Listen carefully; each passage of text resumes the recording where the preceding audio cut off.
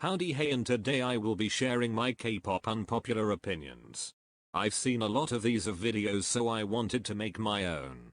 Keep in mind these are all just my opinions, not facts. I would love to hear yours in the comments. Let's begin. Number 1. Soloists are not given nearly enough of the attention they deserve compared to groups. Boy groups and girl groups take center focus when discussing K-pop, but I believe we need to appreciate the amazing soloists, mainly the female soloists. You have vocal powerhouses like Yoonha and IU who have been killing the game for over a decade. IU, however, is very much loved in Korea, but I feel like her and mainly Yoonha aren't talked about over the globe enough.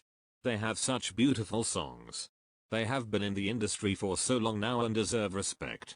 Then you also have performance beasts such as Chungha and Sunmi. Their dance, vocals and stage presence are insane. They are quite well known, but with their skill level, they should be so much bigger. Check out any of their performances, they always slay. There are many more great soloists such as Taeyeon, Dolsobin, Yeezy and many more. Even members of groups' solo songs deserve more hype. So please check out some of these incredible people. Number 2. How You Like That was a good song. I do understand the dislike in How You Like That, as I too hated the song when I first heard it. But the more I listened to it, the more I began to love it.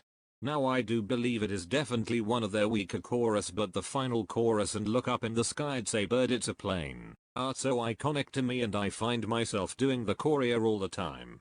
Do I believe the song was worth the year wait? Not really, but I still love it.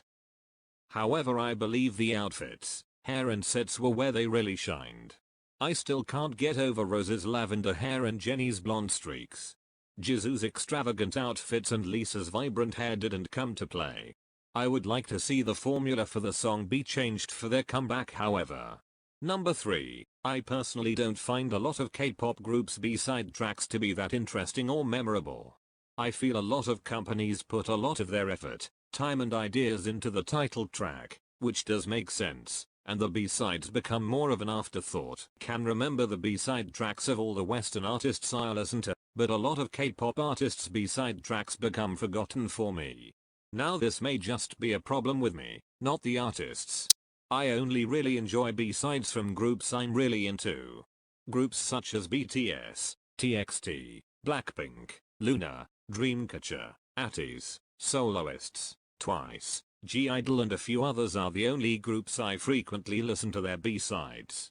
If you could recommend any groups with good B-sides, I would love to check them out. Number 4. The whole love yourself concept is not overdone. I never understood why people think this. How can promoting self-love and self-confidence be overdone? If anything, we need more of it. The main culprits that get attacked when discussing this are BTS and ITZY. But I believe what they are doing is amazing. I do kind of get where people are coming from though. BTS have 3 albums under the Love Yourself title, and all 3 of ITZY's title tracks are about loving yourself. But this is not a bad thing. Yeah, they may need to also talk about other things, but the constant push for self-love doesn't bother me at all. If anything, it's helped me as a person. I still have a long way to go, but thanks to these kinds of things, I'm getting there, slowly but surely. Number 4. Map of the Soul 7 was a mess. Now all I'm about to say is coming from an army. BTS were the first ever K-pop group I ever listened to. They are my old group and have had an extreme impact on me and my life. So all I'm about to say is out of love, not hate. Okay, so I will be speaking about the era as a whole. As short as the era was, so much happened, good and bad. We received so many music videos that it became overwhelming, and a lot of people including me were very confused about what was the comeback, what was the title track and was official. We got 2 comeback trailers, 2 Black Swan music videos and 2 On music videos. It wasn't necessary in my opinion. Now I do appreciate that they changed up the formula for their comebacks, but I just did not vibe with the rollout for the comeback. Now of course the comeback was an incredible commercial success and skyrocketed them even further into fame and global success than ever before, but I didn't fully connect with it. On did not feel like title track material, and I didn't really connect with the music video. However, I did love the Kinetic Manifesto. The Saya feature was also extremely unnecessary and she did not mesh well with BTS. I treat Black Swan like the title track as it feels more like one to me. It didn't help that Miss Rona decided to come and cancel their tours and promotion. The era was a fresh change, but I don't want it again. Number 5. I like Western collabs. I know a lot of people dislike them but I love them. They bring together a lot of my favorite artists together to create amazing songs. I listen to Western music as much as I listen to K-pop, so I love to see the worlds cross over. Now of course it doesn't really work a lot of the time, as discussed with On With Saya, but when it works, it's iconic. Boy With Love was what got me into BTS and the K-pop world. Halsey is my favorite singer so I listened to Boy With Love because of her, so thanks to her I became ARMY and got into K-pop. These collabs do bring a lot of new fans into the K-pop world. They also help further cement and show that K-pop is real and deserves to be respected. Number 6. Now this is relating to the last point, but we need more collabs between K-pop artists. All K-pop artists are treated as competition but if they work together, they can create something really special.